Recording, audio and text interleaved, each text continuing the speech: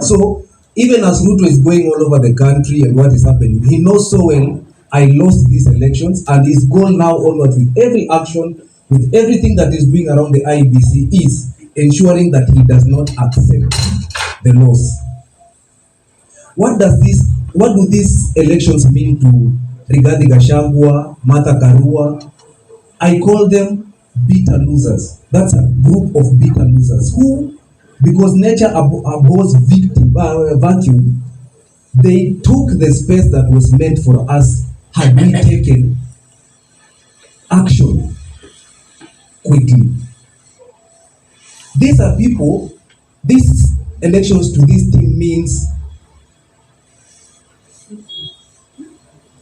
just become president. That is all. They do not even know how parliament will run. They do not know nothing. They just want to become president because they know that way they are going to be safe politically, and they are also going, let's say, to take revenge, because politics is also personal in nature.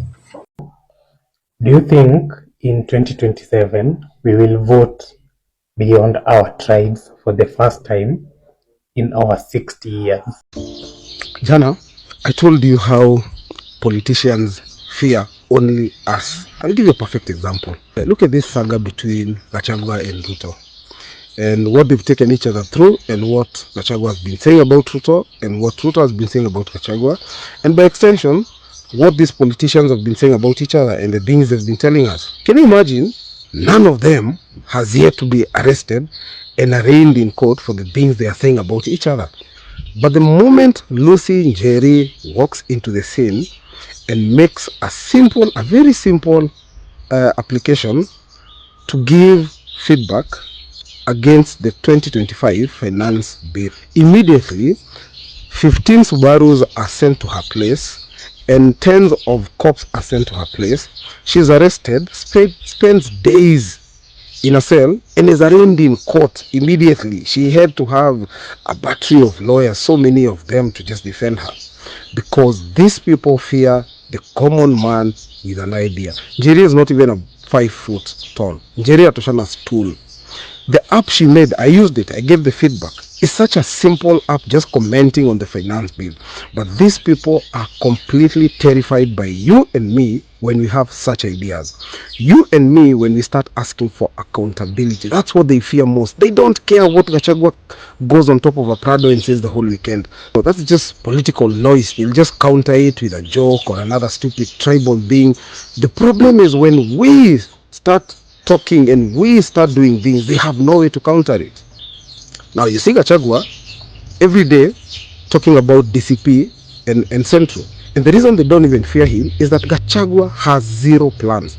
The only thing Gachagua is so desperate to do is to prove himself the kingpin of Mulima. There's nothing else he's trying to do. Actually, Gachagua just wants to bring all the Kikuyus behind him and use them as a bargaining chip in 2027. Now, Gachagua is very bitter that because he didn't have the Kikuyus in a single party, when he went into coalition with Ruto, he didn't have such a strong bargaining chip.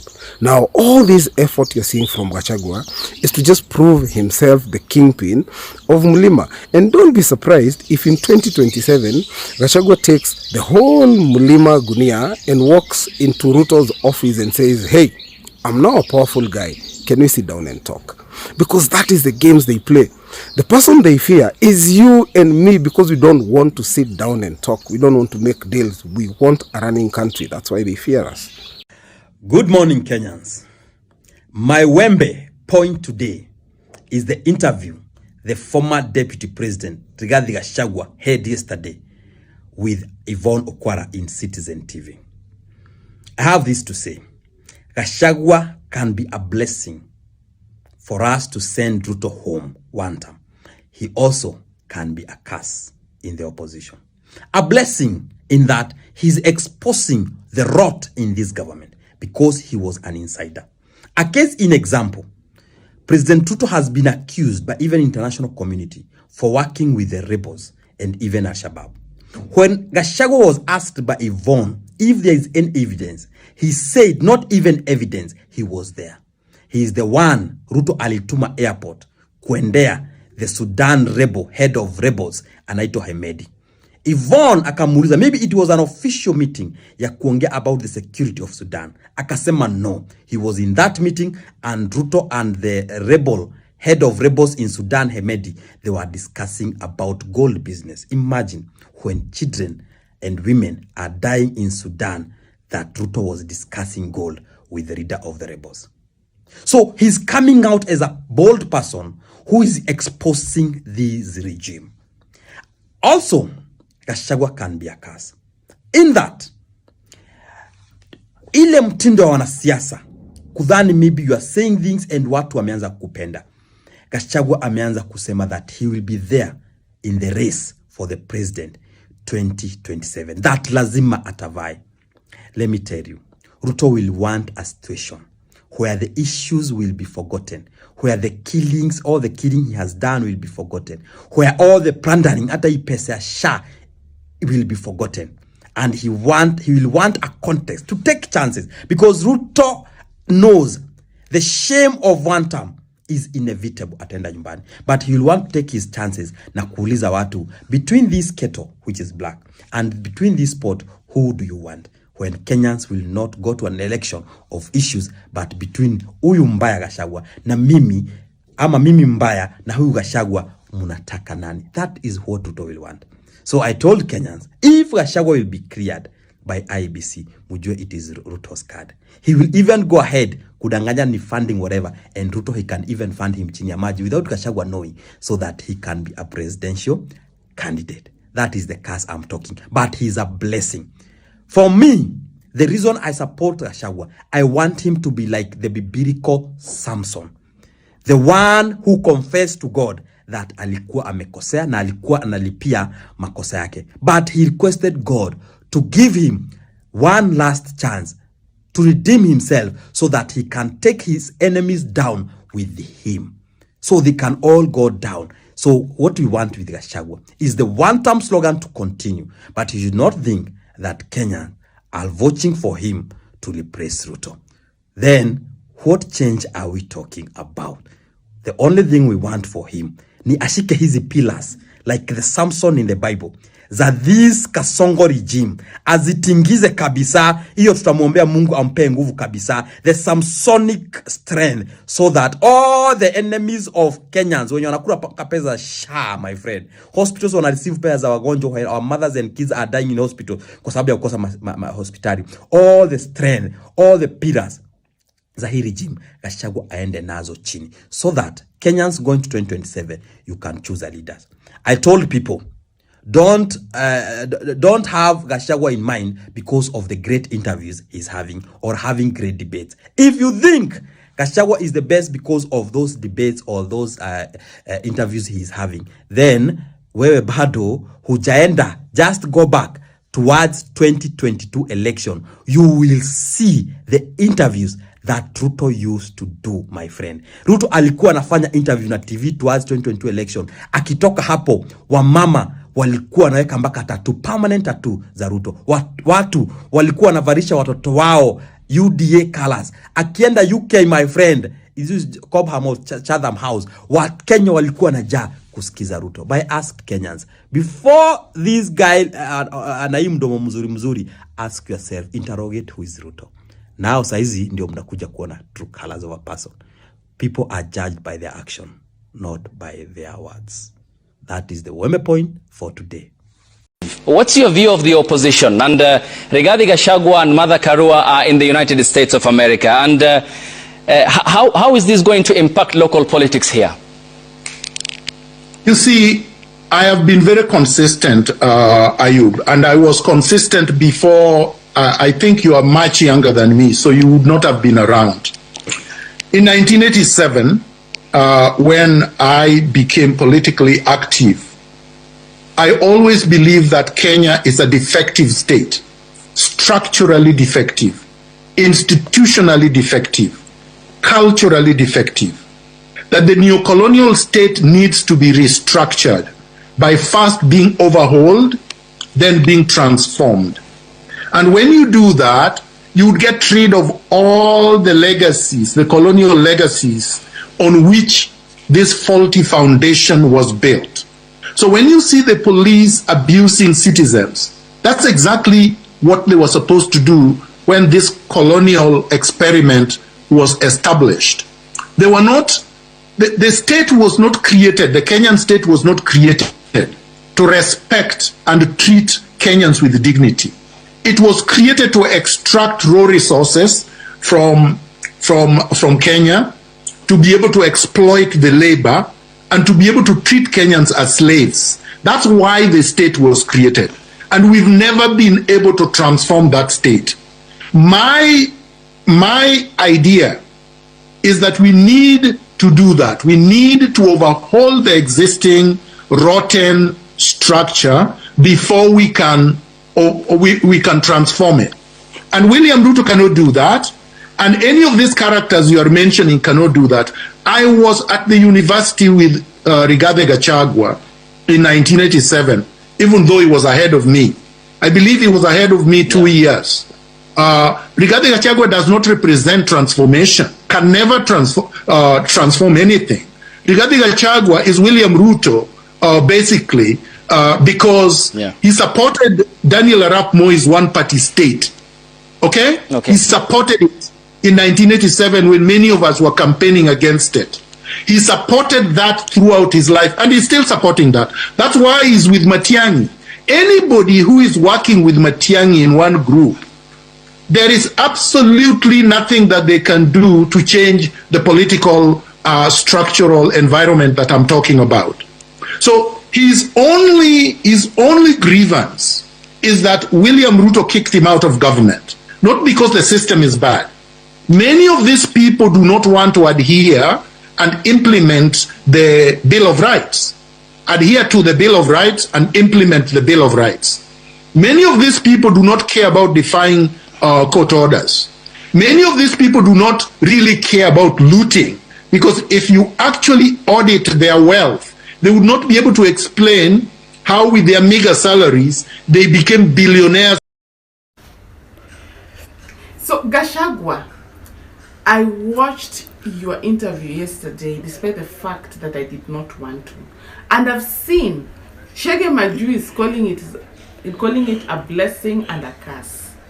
But for me, I want to tell you in bold, I think somebody is misadvising you again. And this, your advisor has always misadvised you. Gachagua, you will never be president of this country.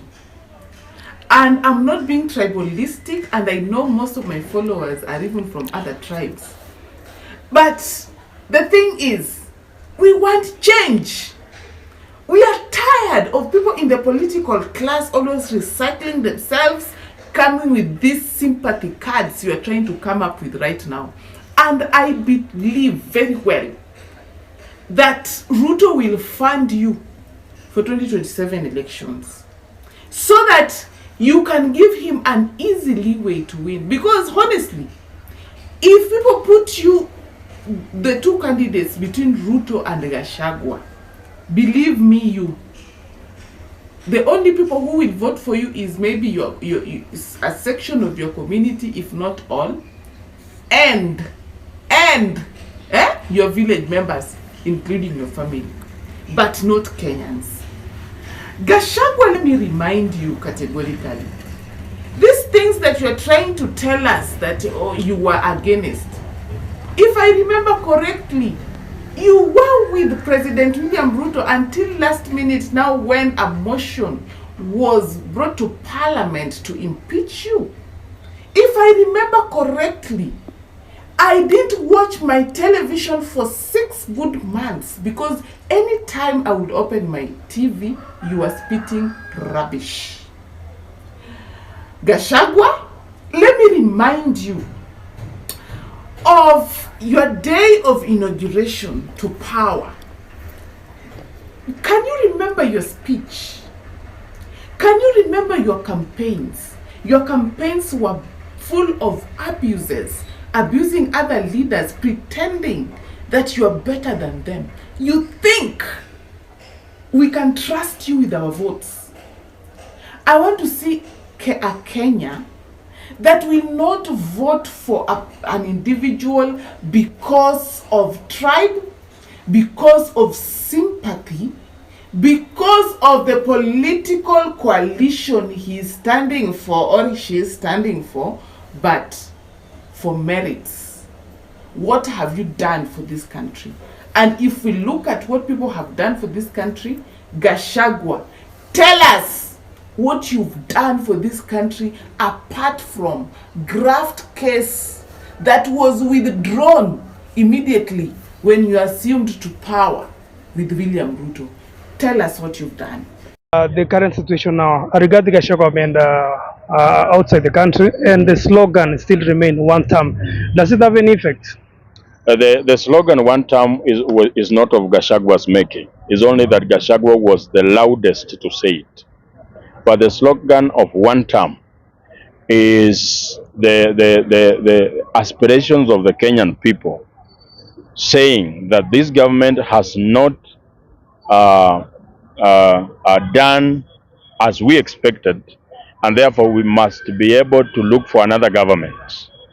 And they said one term, meaning that they are not going to give him another term. So Gachagua was just a player in a very big game. And therefore, even his absence does not affect the agenda of one term in any way. We are still here. We still resonate to the agenda. We were not saying one term because Gachagua is saying it. We are saying one term because it's the agenda to benefit every Kenyan person, even the one saying two term. Yes, one term is even going to be beneficial to those people who are saying two term. We cannot be saying Ruto must go, then think of Gachagua to become president.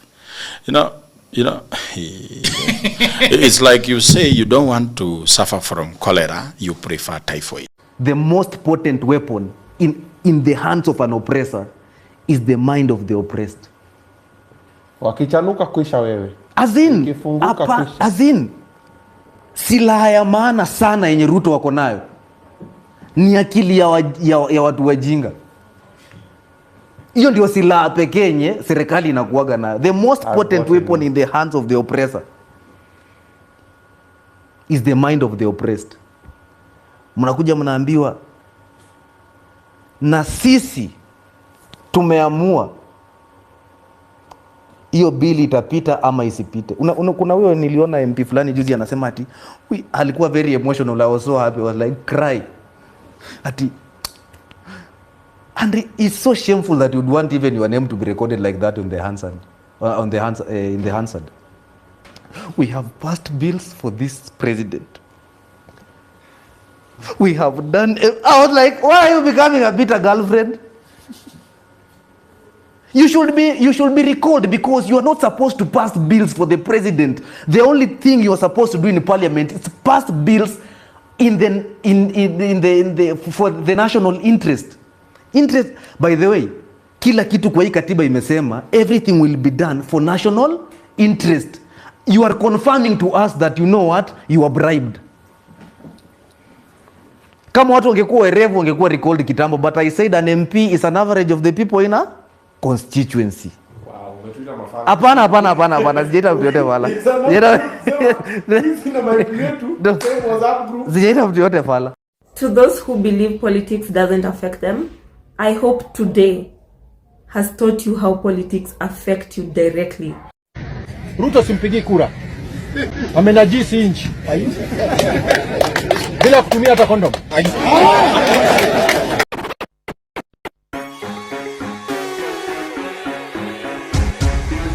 This is Selector Dede.